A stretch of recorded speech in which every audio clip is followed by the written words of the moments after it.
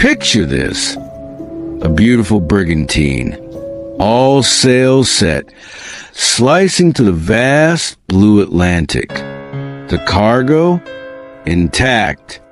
The captain's coffee, still steaming gently on the galley stove.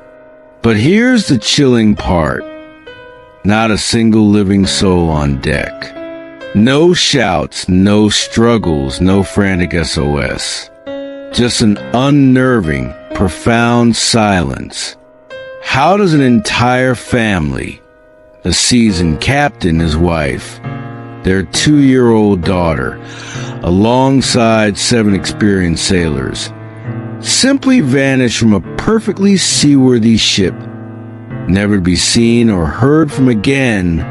It's a question that has haunted maritime history for over a century and a half. Stick with me, because by the time we're done, you'll have every key clue, every wild theory, and a deep understanding of why the world is still debating the fate of the Mary Celeste all these winters later. The date is December 4th, 1872. Captain David Reed Morehouse is pacing the deck of the Dei Grazia, his Canadian cargo vessel, as she plows steadfastly east from New York to Gibraltar. The weather's fair, the swells are gentle, just another routine Atlantic crossing, until that is his first officer, a man named Oliver DeVoe, thrusts a telescope into his hand, his arm trembling slightly, and points to the horizon. They're about 6 miles off the starboard bow. A 2-masted brigantine is behaving strangely. She's yawing erratically, her sails luffing and flapping as if she'd forgotten how to catch the wind. No flag of distress flutters from her mast. No one is visible at the helm. Yet something is undeniably, stomach-churningly wrong. Morehouse squints through the lens, the ship's name slowly resolving itself across her stern. Mary Celeste. A cold knot forms in his stomach.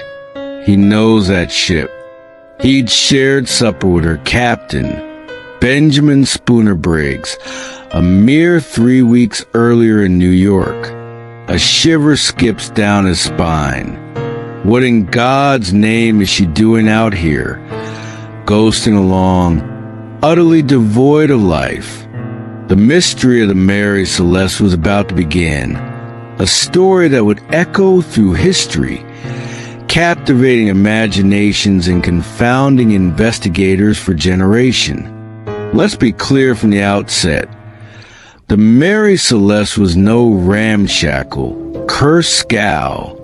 She was a sturdy, well-built vessel, launched in Nova Scotia in 1861, and initially christened the Amazon.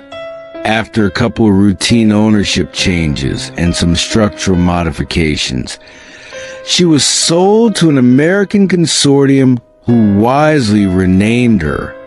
By 1872, she had already chalked up a respectable career, hauling timber, cotton, and coal up and down the Americas without any serious incidents. In fact, her reputation was solid. She was a reliable workhorse of the seas. Then came September 1872. She docked at Pier 42, Brooklyn, to take on a new, rather unusual cargo, 1,701 barrels of denatured alcohol. This wasn't your recreational rum. Mind you, this was industrial alcohol, high-proof, clear as water and foul-smelling, destined to fortify Italian wine. A touch ironic, really, considering that back home, prohibitionists were busy smashing whiskey barrels in the streets. This stuff was flammable, no doubt about it, but it was generally considered stable if stowed correctly. Insurance underwriters in London valued the entire shipment at roughly $35,000, which is about $1 million in today's money. So yeah, the stakes were definitely real. Enter Captain Benjamin Spooner Briggs, age 37. This wasn't some hot-headed rookie.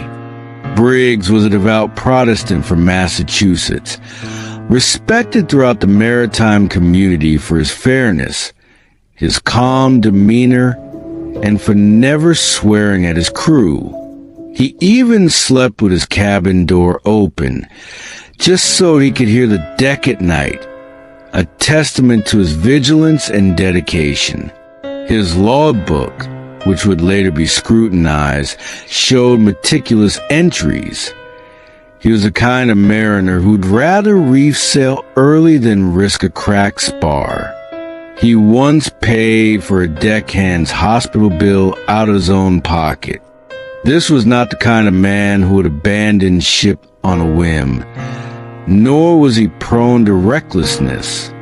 His integrity was as solid as a ship. Briggs wasn't alone. He brought along his wife, Sarah, 30 years old, and their 2-year-old daughter, Sophia Matilda.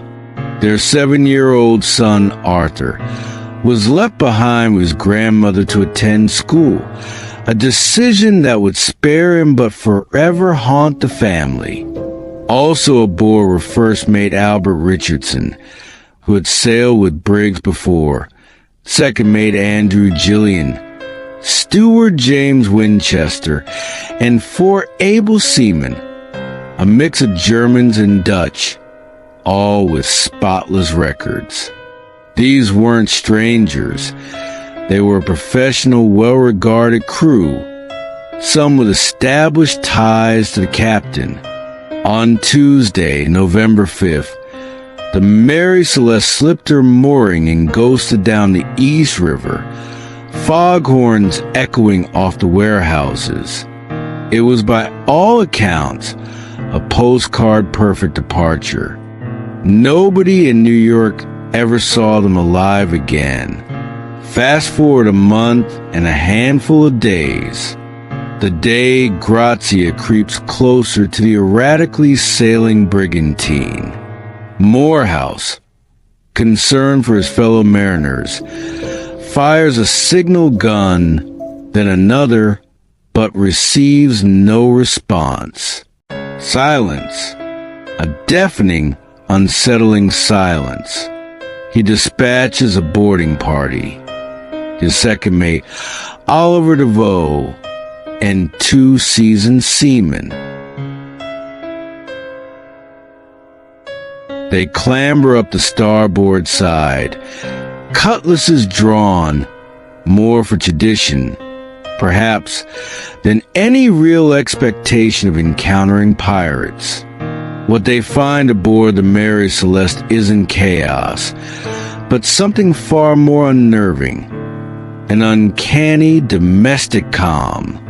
The ship's longboat is gone, yes, but every other spar, sail, and sheet is in perfect order. The main hatch is on. The cargo barrels look untouched. In the galley, a pot of beef broth sits on the stove, its coals long cold, suggesting days, perhaps even a week, since anyone tended them. A tin plate, a tin cup, a child's wooden toy blocks scattered across the floorboards. In the captain's cabin, the tea chest is still latched. Sarah's sewing box lies open, a needle stuck mid-stitch, as if she just stepped away for a moment. The ship's register confirms the manifest.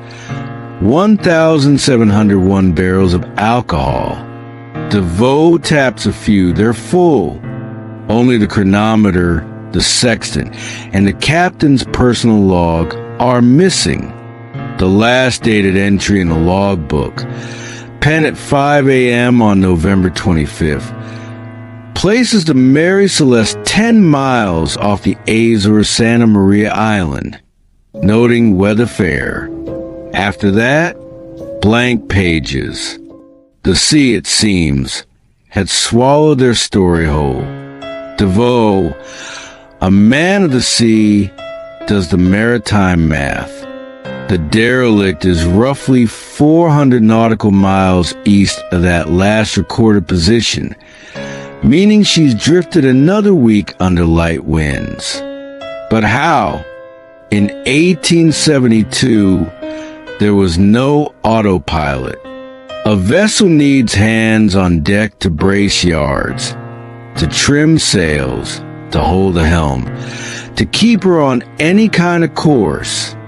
Yet here she is, still sailing, water in the hold less than 3 feet.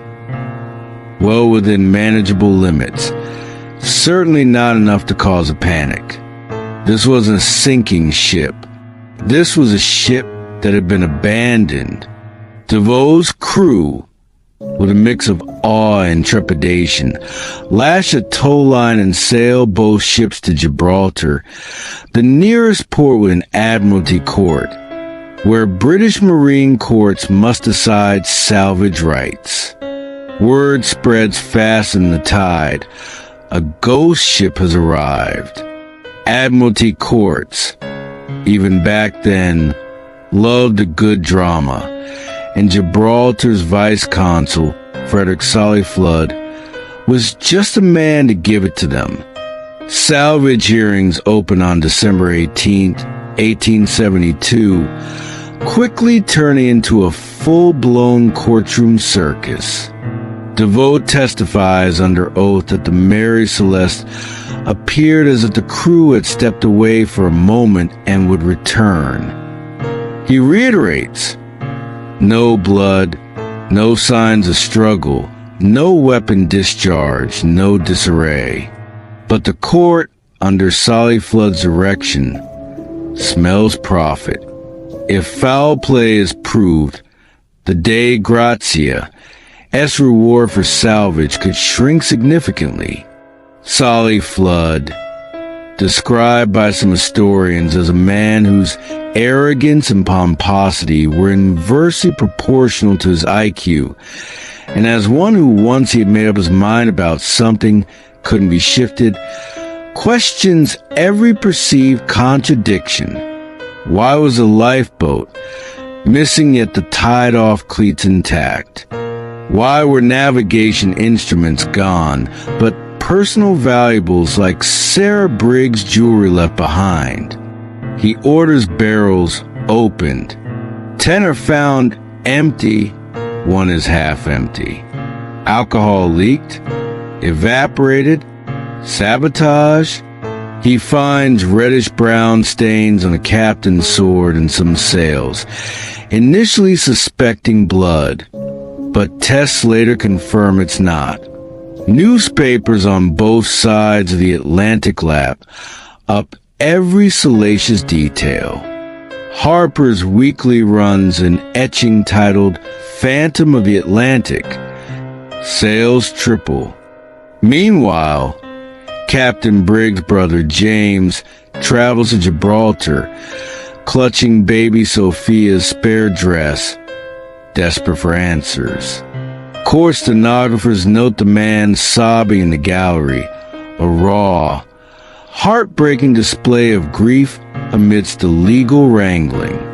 Solly Flood, convinced a human wrongdoing was at play, even theorizes that the Dei Gratia crew might have been involved, or that the Mary Celeste crew got drunk on the alcohol cargo, murdered Briggs and his family, and then fled.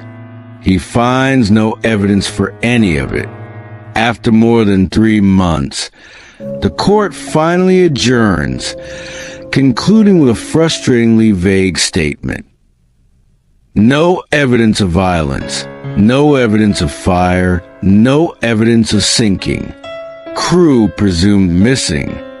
The salvage award is 1/6 the vessel's insured value, about $46,000. a handsome sum for Dei Grazia crew. But the mystery is left to ferment, unsolved and unsettling. Alright, let's crack open the rumor barrel, because humanity absolutely loves a tidy ending, even when the vast, indifferent ocean refuses to provide one. The Mary Celeste has spawned more theories than conspiracy convention, ranging from the plausible to the utterly fantastical. Theory 1. Pirates. It's 1872, and while Caribbean buccaneers were mostly a thing of the past, piracy wasn't entirely eradicated. Pirates typically steal cargo, commit acts of violence, and often burn or scuttle ships. But here's the rub. The Mary Celeste's alcohol cargo was untouched, Sarah's jewelry remained in her cabin, and pirates don't usually take the time to politely unstep a lifeboat before pillaging. There were no signs of a struggle or ransacking. Verdict: highly unlikely. Theory 2. Mutiny. Sailors brawl, yes, but historical mutinies leave a clear trail of carnage. Blood spatter, hacked rigging, at least one corpse.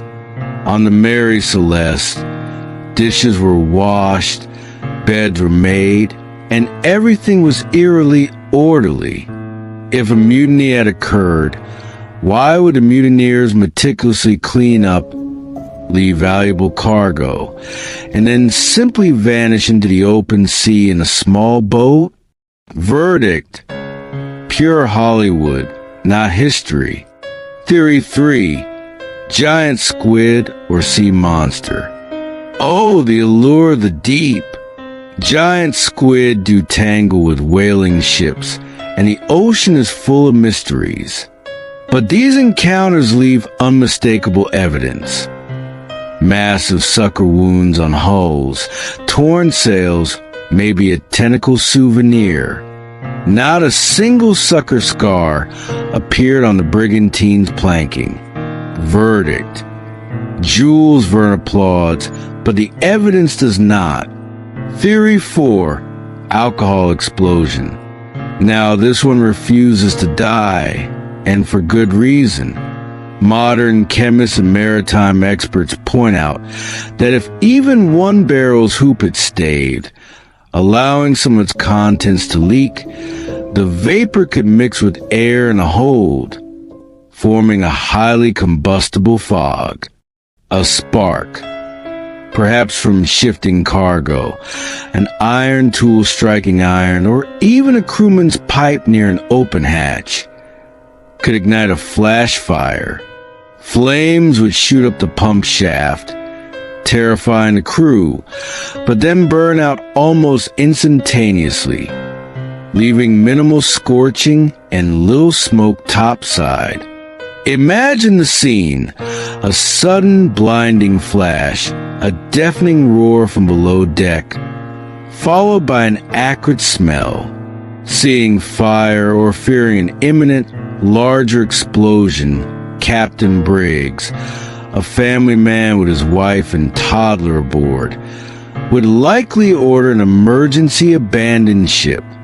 The crew would scramble into the longboat, intending to trail behind on a tow line until the danger passed and the whole could be vented and aired out. The problem with this theory, for many years, was the lack of scorch marks recorded by DeVoe or the court surveyor. However, absence of evidence isn't necessarily evidence of absence. Timber saturated with alcohol can burn remarkably clean. Naval architect Dr. Scott A. McElrath's 2007 computer simulation showed a 3% chance of just such a flash fire occurring and leaving no soot. Low, yes, but not zero. Let's fast forward to 2006. A documentary team for Channel 5 UK determined to put some of these theories to the test, commissions gas flow modeling at the University of St. Andrews. They painstakingly replicate the Mary Celeste S-hold, with barrels lashed 2 tiers high and cargo hatches dog-tight.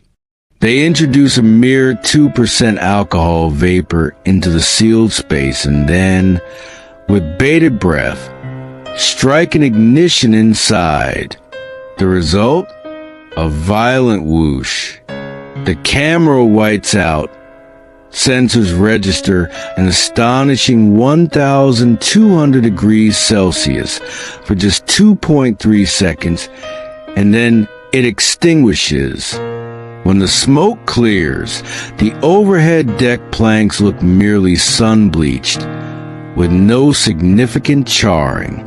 The conclusion is chillingly clear. A flashover was not only possible but entirely plausible. It would have been violent enough to scare even the most seasoned veterans into abandoning ship, yet fleeting enough to leave little physical trace. Now, add to that the psychology of a family man like Briggs. He has his wife and 2-year-old daughter just feet away from what he perceives as an exploding cargo hold. What would you do? Better to risk an open boat in what might have been calm, rather than stay aboard perceived bomb. Historian Brian Hicks, author of Ghost Ship, argues that Briggs would have viewed the longboat as a temporary life raft, not a coffin. He'd trust his navigators, his own skills, and his crew to row back once the air cleared and the immediate danger had passed. The plan, however, failed. The Atlantic, as it so often does, had other plans. Let's talk meteorology, because the weather often plays a silent, brutal hand in maritime tragedies. November 1872 falls under a moderate El Niño, a climatic phenomenon that can significantly alter weather patterns.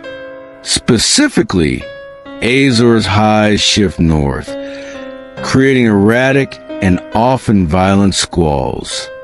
Naval logs from nearby ships, like the brigantine Gleaner, report galelets rising in minutes and dying in hours, sudden, localized bursts of severe weather.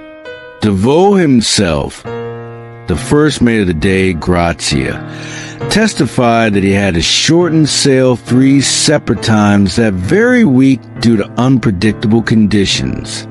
A sudden, violent gust of wind can part hemp rope like it's cotton thread. So, the towline theory that the longboat was tied to the Mary Celeste S stern, awaiting reboarding, gained significant plausibility. A sudden, unforecasted squall could easily have snapped the rope, severing the lifeline between the main vessel and the small boat. And then there's the grim reality of hypothermia. The water temperature in the mid-North Atlantic in December averages around 57 degrees Fahrenheit, 14 degrees Celsius. Without proper foul weather gear, an adult typically loses dexterity in about 45 minutes and consciousness in 2 hours. A toddler, with their smaller body mass, would succumb far sooner. Let's not forget the sheer volume of the cargo. The Mary Celeste S-hold contained 1,701 barrels, each holding 40 gallons, totaling an astonishing 68,040 gallons of alcohol. If even a mere 1% of that leaked, that's 680 gallons of vapor, more than enough to terrify a crew and captain into believing their ship was about to explode, but not enough to sustain a prolonged, ship-destroying fire. It painted a picture of a desperate, split-second decision made under extreme duress with tragic, unforeseen consequences. Mystery, as we all know, breeds imitation, and sometimes, tragically, it breeds confusion and misinformation. In 1885, 13 years after the Mary Celeste vanished, the ship's sea serpent reported spotting a brigantine matching her profile, floating crewless near West Africa. Newspapers, ever eager for a sensational headline, shrieked "Return of the Phantom," until Lloyd's List, the Maritime Intelligence Service, identified her as the abandoned vessel Mary Celeste, note the spelling, which was later salvaged. This minor incident, and the slight variation in spelling, further cemented the myth in the public consciousness. Then came the literary giant, Arthur Conan Doyle, then a budding 23-year-old medical student, published a short story in 1884 titled J. Habakkuk Jeffson's Statement. He changed the ship's name to Mary Celeste, the spelling that, for many, became synonymous with a mystery, and added sensational, fictional elements, including racist overtones of a voodoo curse, and a vengeful former slave orchestrating a mutiny and murders. The public, hungry for answers, swallowed fiction as fact. Ever since, debates rage among historians about the correct spelling. They insist Mary with an A is correct, while the popularized Marie persists. The bottom line?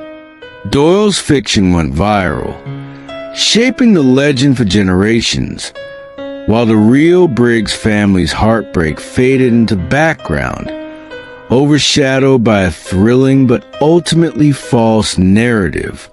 It's a powerful testament to how easily a compelling story can eclipse inconvenient truths. Fast forward to 2023.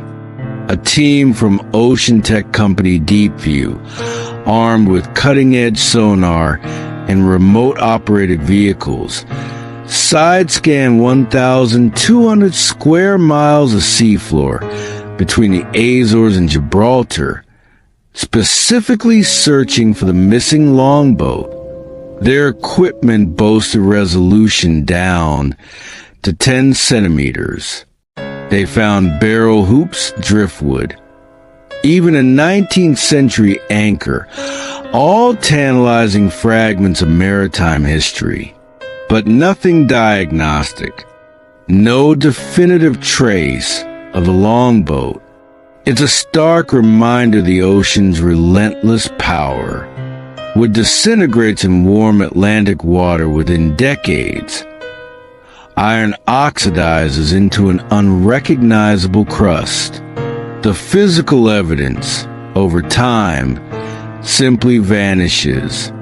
The Mary Celeste herself, after her infamous voyage, ended her days as a barnacled insurance write-off.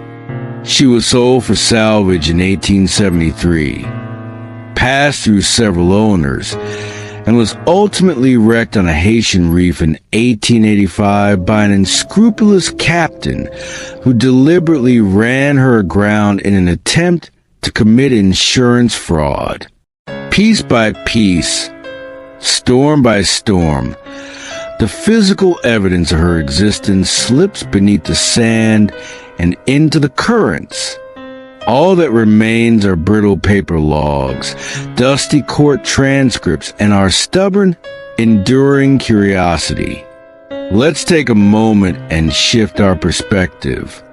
Imagine Sarah Briggs, a young mother, fastening toddler Sophia's boots the morning of November 25th. The sky blushing pink with the sunrise, the steady breeze filling the sails. Imagine second mate Andrew Gillian, perhaps joking with a cabin boy about the Italian girls they hope to meet in Genoa.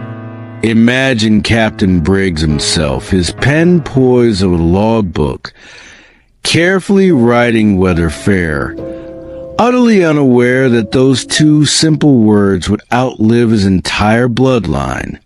These weren't just names in a ship's manifest. They are not statistics. They are people who packed trunks with hopes and dreams, who missed home, who yearn for a safe return. The mystery of the Mary Celeste is delicious until you feel the texture of absence. 8 families pacing piers, scanning every horizon, waiting for a ship that would never bring their loved ones home. The psychological toll of such uncertainty, the endless wondering, is a human cost that far outweighs any romantic notion of a ghost ship. Keep that empathy close. It's the compass historians too often forget to consult. Before we reach the final curtain and piece together the most plausible scenario, a quick pause. If you enjoy real stories that keep you guessing long after midnight, why not tap that subscribe button and ring the bell? It's the best way to ensure YouTube actually shows you the next mystery we unravel. And please, comment below with your vote. Do you think it was an explosion, a giant squid, or something even weirder? I read every theory, and I love hearing your thoughts. Pulling every thread, sifting to the facts, and weighing the probabilities. Here's a scenario that satisfies most of the evidence without resorting to Hollywood hoopla. It's the morning of November 25th. Captain Briggs is likely making his morning rounds. Perhaps he notices a faint, acrid odor of alcohol, or even sees a barrel weeping through a cracked stave in a cargo hold. Concerned, he orders the hold open for inspection. As the hatches are unsealed, a rush of invisible, highly volatile vapor wafts out.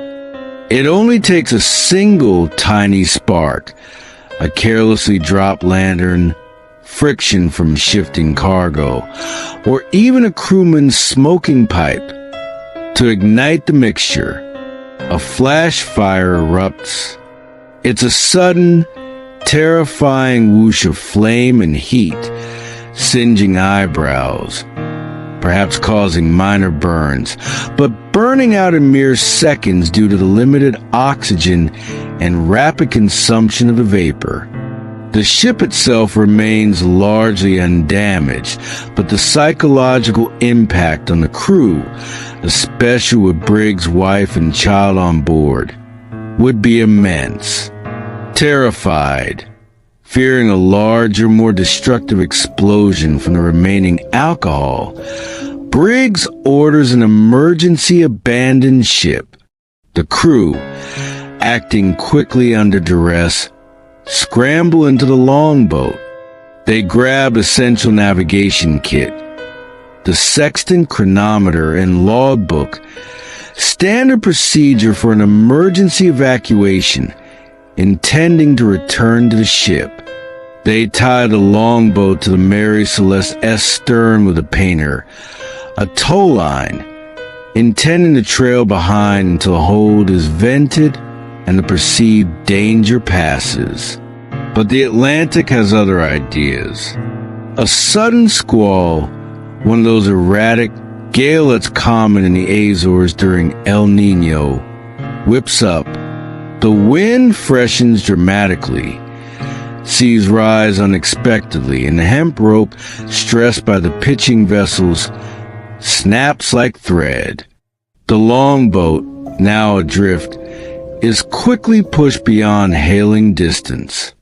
The Mary Celeste, now lightened slightly and with her sails trimmed neutrally, continues to sail herself under her foresails alone, proving the myth that a ship cannot steer without a hand on the helm false when the sail plan is balanced. Days pass in the open boat, exposed to the elements, thirst, hunger, and the relentless cold of the North Atlantic claim the lives of those aboard. A toddler, a wife, a captain, and his crew all perish from hypothermia and exposure. The brigantine continues her lonely, ghost-like voyage until the Voe and the Dei Grazia stumble upon her 9 days later. No monsters, no mutiny. Just an unfortunate, devastating chain of physics, fear, and fate. Human brains, it turns out, absolutely hate open loops. Psychologists call it the Zygarnik effect. Unfinished stories stick in our memory far harder and longer than resolved ones. The Mary Celeste is the ultimate cliffhanger, a Netflix season canceled after episode 1, leaving us perpetually wondering what if and what then. But it's more than just psychological intrigue.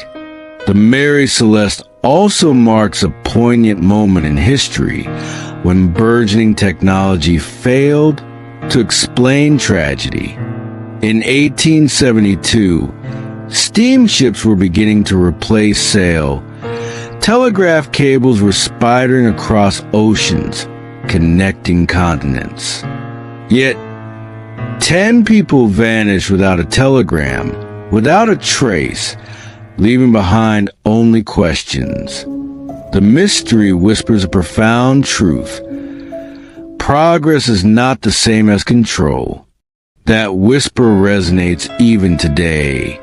In our hyper-connected 2024, when flights can still disappear and phones can drop offline, leaving loved ones in agonizing limbo, we need to believe answers exist. The Mary Celeste reminds us that sometimes they simply don't. So, could such a bewildering disappearance happen today? Modern merchant vessels are equipped with inert gas systems that blanket flammable cargo with nitrogen, drastically reducing the risk of flash fires.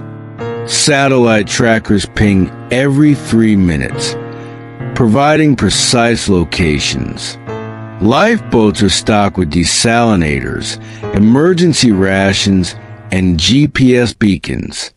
Technology has certainly shrunk the risk, but it has never and will never eliminate it entirely. Consider this. In 2020, the tanker MT Hyperion, carrying a hold full of highly volatile naphtha off Sri Lanka, nearly flash ignited. Quick, decisive ending by the crew saved them, a testament to modern protocols and crew training. And as late as 2013, the 590-foot freighter MV Nina sank in the Tasman Sea with 7 souls aboard. Despite emergency beacons and storm forecasts, searchers found nothing. The wreckage, the crew, all gone.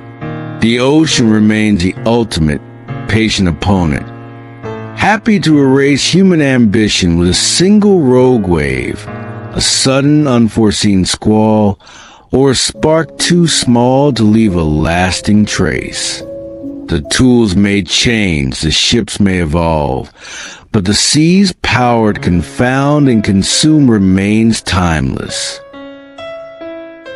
So here we stand, metaphorically on the pier, 152 years between us and that vanished railing where Captain Briggs once scanned the stars. We have sonar, satellites, computer modeling, and advanced chemistry. Yet the Mary Celeste still whispers a riddle on every tide. The theory of a flash fire, a desperate abandoned ship, and a snapped tow line remains the simplest, most evidence-supported explanation. But simplicity is not certainty.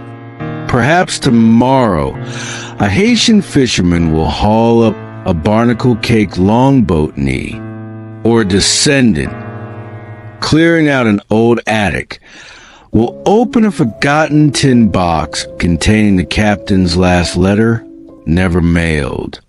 Until then, the void belongs to us, the storytellers, the curious, the ones who refuse to let 10 souls fade into mere footnotes of history. If you take anything with you from this journey into the unknown, let it be this: the world is wider than our databases, deep in our algorithms, and sometimes the most truthful, most profound statement is simply, we don't know. Share your theory below, debate kindly, and remember, every mystery is a mirror reflecting how much we still have to learn about ourselves, our fears, and the unconquerable forces of nature.